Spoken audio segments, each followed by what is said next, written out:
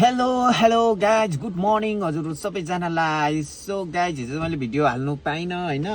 So अहिले चाहिँ म गान्तोक आएको छु अनि गाडी कुदाउँदैछु, गाडी खेप्नु आएको खासमा चाहिँ।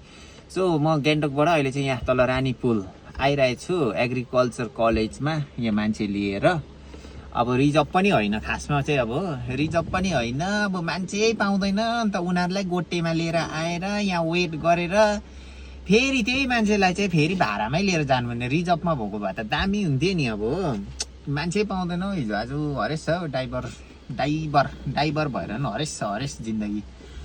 अनि अब यहाँ पर्खिरहेको छु एग्रिकल्चर कलेजमा हो। अब उनीहरू कतिखेर आउँछ अनि फेरि लिएर गोटे हिसाबमा लिएर जानु पर्ने छ। यस्तो छ है साथी हो जिन्दगी चाहिँ, जिन्दगी घाँडो सेन्तेरेम भन्ला जस्तो भइसक्यो। अझै पर्खिरहेको छु लगभग 10 मिनट जस्तो भयो होला मैले पर्खेको, 10 मिनट एबभ भयो होला। तर म यो पर्खेको चाहिँ यिनीहरूलाई चिप्ले लगाएर भए पनि तिराउँछु नि फेरि पर्खेको वेट गरेको। त्यस्तो छ है गाइस, बाई बाई।